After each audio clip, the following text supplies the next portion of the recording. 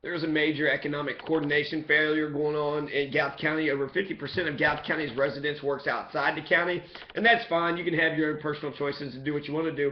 But the reason why it's an issue is because the jobs aren't provided within the county, so people have to drive really far away. It means you have to have a car, insurance, you have to get all this stuff. So really, if you're not from a wealthy family or a family that can provide those things before you go and get a job, then how are you going to go out there and get it? How are you going to you have to hitch a ride or something? You have to carpool, by any means necessary. There's not transportation for the poor, and so if you're poor, you're pretty much stuck to the jobs that Gallatin County has to offer. Another major reasons why an economic coordination failure is going on because Gallatin County doesn't have the industries and the business to provide the jobs for all of its people. The people, when they go out of town, they're paying other people's taxes. So Carroll County has a long corridor of just a shit ton of factories and places that people can work, and that's where a lot of people do work over there.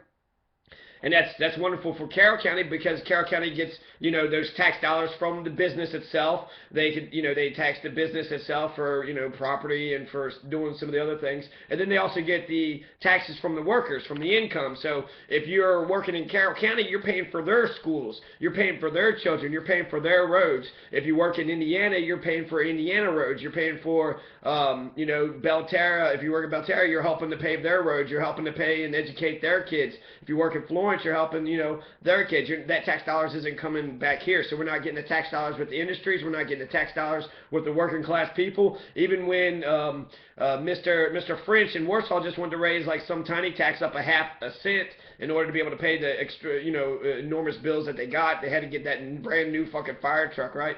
And so just 1/2 a cent, people flip the fuck out. Like, don't, how dare you fucking tax? And you know what? That's probably right because you're taxing the poor people that's left in Warsaw, and you're not, the people that actually have the money are living in the hills and they got land and shit. So, I'm not saying tax them more. I'm just saying that the taxes that they do already pay could be better distributed. If we had industry in Gallatin County, you would, like Gallatin Steel. So Gallatin Steel actually gives Gallatin County money, and anybody that works at Gallatin Steel, you're paying. So if you work at Gallatin Steel, your money is going for our schools or going for Gallatin County schools, and you're going for the roads and bridges and any of the other projects that Ken McFarland or the government of Gallatin County at the time decides to use the tax money for. Okay, so I was talking about the origins of the names of the cities and of Gallatin County itself, and I've already, so we've gone through a lot of them. We've gone through Gent, which was a Dutch influence, Sparta's Greek influence, Glencoe's Scottish, Napoleon's French, and Warsaw is Polish, and Gallatin County is Swiss. So we have, shit ton of culture in the names. At one time, whoever named the names in Gallatin County were cultured people. I mean, to know Glencoe is the Highlands in Scotland, and that there was a massacre to call yourself Warsaw after the Polish revolutionaries took Warsaw back. To Gent, to call yourself Gent because, Henry Clay made a deal in the Treaty of Gent ending the War of 1812. Like, this is genius. This is incredible stuff. Sparta, I really like the name Sparta. Napoleon, I don't give a fuck for. He was just a fucking tyrant, right? And he fucked over the French and, he fucked over Haiti and, just a fucking imperialist that was just trying to fuck everybody over. And then, let's see. And then Gallatin, he was a Swiss, Secretary of Treasury, and he studied Native Americans, and he was really actually embedded in the beginning of the founding of this nation. There's lots of shit that's named after Albert Gallatin. I don't know if Albert Gallatin actually took a step in Gallatin County, just like I don't know if George Washington took a step in Kentucky, even though there's Georgetown and Old Washington, which is named for him. But regardless, it's a namesake, and it's to honor Mr. Albert Gallatin. So, Gent. Yeah, I mentioned something about Gent in my other videos I'd gone through. All I got is Gent and Warsaw left to do now. So, Gent is a 6th-class city along the south bank of the Ohio River in Carroll County in the United States. Population is 371. I include Gent because that was my mailing address growing up. I lived right on the line. Gent's kind of in no man's land. They got KU. They got a little town there. Got a little bar, a little mayor, subway. You know, they got little things happening there, and it's really far away. Like the people in Papa John's and some of the pizza places in Carroll County would never come all the way up to us, but they would go to KU, right? So, you know, they would drive 30 fucking minutes in order to deliver a fucking pizza, which is amazing. You know, it's amazing. They also call Gent Cancer Valley because of KU. They're polluting all over the place, so everybody's getting cancer around there. Kentucky is #1 for cancer in all places. We're also #1 for pollution, and directly related to the coal plants. We also have a sludge coal ash pond, you know, that all the arsenic and all the fucking residue and bullshit that comes out of these fucking coal burning power plants are being dumped into, not just the coal power plants in Gent, but coal power plants all throughout the state. They're going to dump it. They're going to have a big old fucking facility and just dumping it right there. Because, you know, who gives a shit about the fucking backwoods of Gallatin County? Or the border of Carroll and Gallatin. It's kind of no man's land, right? Nobody wants to drive out there for anything, fire, police, anything. Shit, we gotta go all the way out there. So I'm gonna include Glencoe or Gent. And Gent was settled at the end of the 18th century, and it was first known as McCool's Creek settlement. So McCool, Gent used to be fucking McCool. Which I'm gonna write down because I like McCool. McCool just sounds fucking, it sounds fucking cool. McCool's Creek Settlement. So I guess it was probably a man named McCool. The town was laid out in 1814. And Henry Clay is the one who alleged to have suggested the name, which was derived from the Belgian city, which was then part of the Netherlands, where the treaty ending the War of 1812 was signed between the United States and the United Kingdom on Christmas Eve, 1814. So the Treaty of Ghent was signed, stops the War of 1812. United Kingdom, British, and the United States quit fighting amongst each other over who's going to steal the Northwest Indian land, because that would have been the third white civil war for American Indian land. The second one was the Revolution, and the first one was the French and British Indian War, Amerindian War. So the I don't know. It's Henry Clay is kind of a back and forth. Henry Clay was he was a plantation owner, right? He was a plantation owner, 3-time presidential election loser. He ran for president 3 times, lost all those times. He has a famous quote: "I'd rather be right than to be president." And okay, good, you was right, but you're not president, and you weren't even right. Like when it comes to he is a slave owner himself, right? And he's but he was actually more progressive than most of the folks of his day, because he was advocating I guess colonization, where they would send them back to Africa, right? Have black folks, the slaves, be sent to Africa, and then have them live in Africa somewhere, wherever the fuck, you know, these shippers would send them to. That's not any fucking solution. It's a shitty solution. Even though Marcus Garvey would have been, he was down with it. He was like, shit, you want to send me back to fucking Africa? Where's your check? Where's the boat? I'm going to get on right now and fucking get the fuck out of this shithole. So Marcus Garvey would have been in favor of the Back to Africa movement. Henry Clay was in favor of it. Henry Clay, the positive things is that he inspired Abraham Lincoln. He stood up against Andrew Jackson and a lot of his policies. And the moderate position of slavery was in the right direction, right? So he wasn't for full-blown emancipation just yet, but his more progressive stance than everybody else allowed for a Lincoln to come through. And he was an inspiration to Abraham Lincoln. So Henry Clay says, hey, gents, why don't you name yourself after the fucking treaty where we signed, you know, to end the fucking war? And then they did. Gent's post office opens in 1816.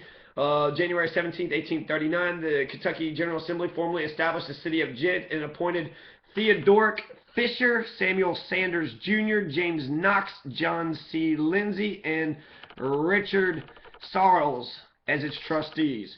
So they had, what, 5 fucking people fucking running the whole show? So they appointed 5 motherfuckers to run the whole damn thing.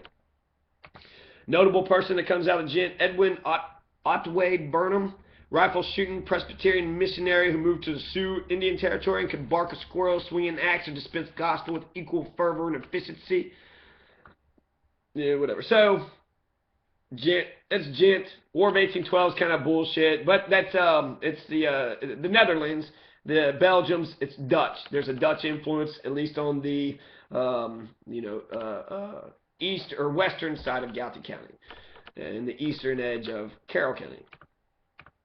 And that's another thing. I don't understand the rivalry when you work in Carroll County and you're paying their taxes. So actually, if you work in Carroll County, you're helping Carroll County schools and you're not helping Gallatin County schools. Make your money, get your job so you can pay for the things that you need to pay for. But I'm just saying, as a county as a whole, there's an economic coordination failure. Over half the fucking residents have to go somewhere else in order to get a job, so it allows a whole host of problems.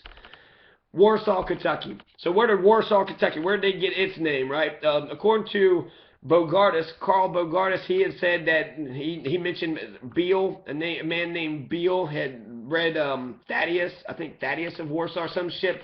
So he said that's where it came from, but he said a different name, and then another author said that's where it came from, this book, Thaddeus of Warsaw, but then they said it was somebody else who had suggested it. So there's reasons to not believe either one of those stories. The most likely, the story I believe, is that it was named after Polish revolutionaries, okay? So, Warsaw, Kentucky, let's get down to the nitty-gritty. It's the county seat for Gallatin County. It's where the courthouse is, right? And the courthouse is the political center for the entire town. Along the Ohio River, the population was 1,811 at the 2000 census. And it's the county seat of Gallatin. It's named after, it says Warsaw, Poland is what it says. So, it began as a landing on Ohio River in 1798. In 1805, founder Colonel Robert Johnson surveyed and built a road from this landing to his former home in Scott County. The landing soon became a busy shipping port. 1814, Colonel Johnson and Henry Yates purchased 200 acres to establish a river town to be named Fredericksburg after Johnson's hometown in Virginia. By 1815, the town plot was complete. The town extended from the river to Market Street and included 172 numbered lots, each 28.5 by 99 feet. In 1831, the town was renamed Warsaw. That's actually the 28.5 by 99 feet. I wonder where they get that measurements.